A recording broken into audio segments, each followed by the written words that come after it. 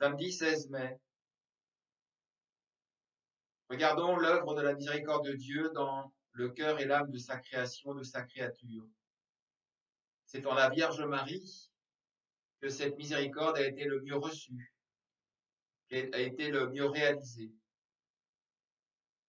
Et pourtant, c'est en chacun de nous que Jésus veut faire son œuvre, que le Père et l'Esprit Saint veulent faire leur œuvre, en nous configurant toujours plus davantage à ce grand mystère d'amour, de charité, qui unit les trois personnes divines. Par une grâce prévenante, la Vierge Marie a reçu en plénitude ce désir du Père sur elle. C'est pour ça qu'elle nous est donnée, pour nous aider à vivre toujours plus davantage ce qu'elle-même a vécu dès le premier instant par cette grâce prévenante. Nous allons voir l'œuvre de la miséricorde du Père en Marie en repartant de ce mystère de la visitation qui manifeste la quatrième dimension de la miséricorde du Père. Le Père veut qu'elle soit comme lui source de miséricorde. En effet, l'ange Gabriel, au moment de l'Annonciation, ne lui a pas demandé, ni à Élisabeth d'ailleurs, d'aller servir la cousine. Il l'a simplement informé que sa cousine, sa vieille cousine, était enceinte. Et pourtant, Marie en hâte se met au service d'Élisabeth. Elle la salue la première et Jésus se sert de ce geste de miséricorde temporelle pour faire une œuvre de miséricorde spirituelle auprès de Jean-Baptiste.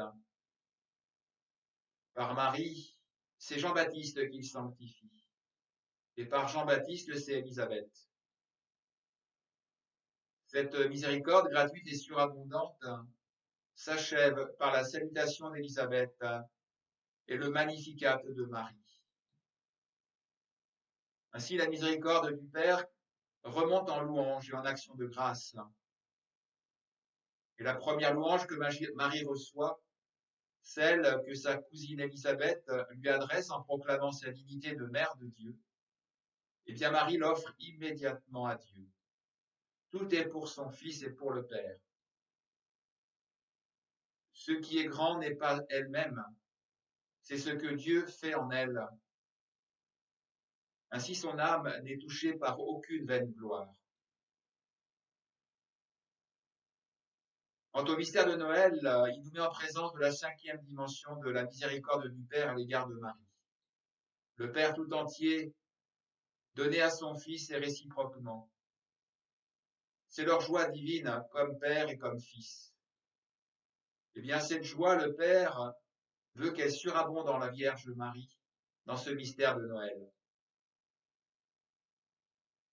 Et puisque Marie jouit de la présence de son Fils, cette joie est vécue dans la pauvreté. En effet, il n'y avait aucune place à l'hôtellerie. Ils étaient seuls. L'humanité ne reçoit pas le Sauveur. La miséricorde du Père lui permet de fortifier l'âme de Marie, la rendant capable de s'associer étroitement à toute la vie de Jésus, particulièrement dans les mystères douloureux. Dès le mystère de la purification, la souffrance apparaît. Ces 5 dimensions de la miséricorde du Père sont comme l'aurore de la nouvelle alliance. Dans la miséricorde prévenante qui jaillit du cœur blessé de Jésus, l'Esprit Saint construit en Marie le temple de la très sainte Trinité. Et la première pierre de ce temple, c'est la consécration virginale, dans l'abandon et la confiance fraternelle qui la lie à Joseph. La seconde, c'est le fiat à la parole de Dieu, par laquelle elle reçoit le Fils, le secret du Père. Et en gardant ce mystère, l'âme de Marie est recluse en lui. C'est le fiat de la servante qui ne veut qu'accomplir la volonté du Père.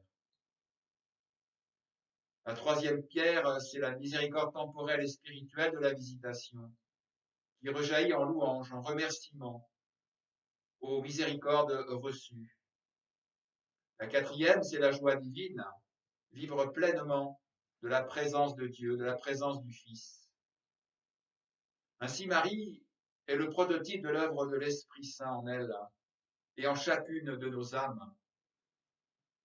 Cet ordre de miséricorde en Marie peut donc être vu comme l'ordre de la vie de la grâce en chacun de nos âmes, en chacune de nos âmes.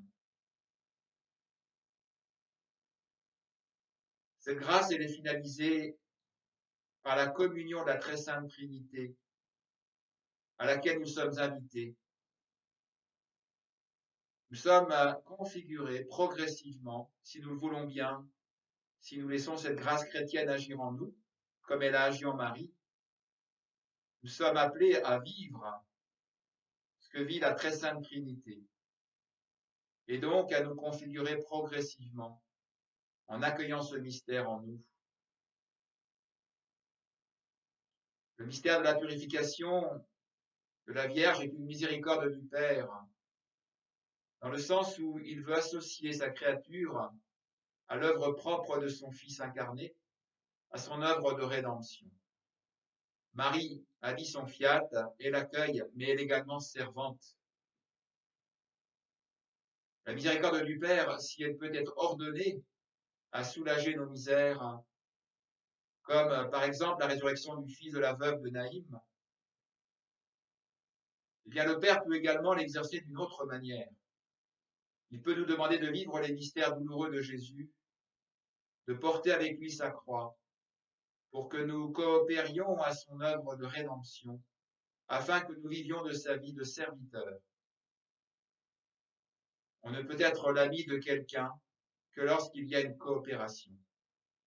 Voilà ce que veut le Père, que nous soyons identifiés à son Fils bien-aimé, car en lui, il a mis toutes ses complaisances, comme il veut mettre toutes ses complaisances en chacun de nous. Le mystère de la purification, c'est l'annonce du glaive qui doit transpercer l'âme de Marie. Toutes les prophéties de l'Ancien Testament trouvent ainsi leur terme dans celle de Siméon, associant le sort de la mère à celui de l'enfant. Le Père donne son Fils à Marie d'une manière à la fois très suave, mais également très violente. Marie peut ainsi offrir au Père cette blessure de son âme, de la même manière que Jésus a offert son cœur transpercé au Père. Cette annonce prophétique se réalise une première fois par la fuite en Égypte, à cause de la fureur d'Hérode et en acceptant le massacre des saints innocents. Et Marie a porté dans son cœur les douleurs de ses mères qui ont pleuré leur enfant, puisque cette douleur est occasionnée par Jésus, qui, comme l'a annoncé Siméon, est un signe en but à contradiction. Cette annonce prophétique se réalise une deuxième fois dans le mystère de la séparation de son Fils, qui à 12 ans, sans les avertir, a fugué pour aller enseigner les docteurs de la loi au temple. Voilà la première grande tristesse qui blesse le cœur de Marie. Et Jésus lui révèle alors les exigences de son cœur. Ne saviez-vous pas que je dois être aux affaires de mon Père? La troisième réalisation de la prophétie de Siméon se réalise à Cana. En effet, à la demande de Marie, Jésus semble répondre par un refus. Femme, que me veux-tu? Qu'y a-t-il entre toi et moi? Ainsi, elle doit comprendre que durant la vie apostolique de son Fils, il faut qu'elle soit visiblement et extérieurement comme séparée de son Fils. Il n'a plus besoin de ses services temporels, mais quand son heure viendra, elle devra être à nouveau présent. Ces trois réalisations partielles de la prophétie de Siméon sont des épreuves pendant lesquelles le Père forme l'âme et le cœur de Marie. Il la conforme aux luttes violentes et à la tristesse de la séparation définitive de son Fils.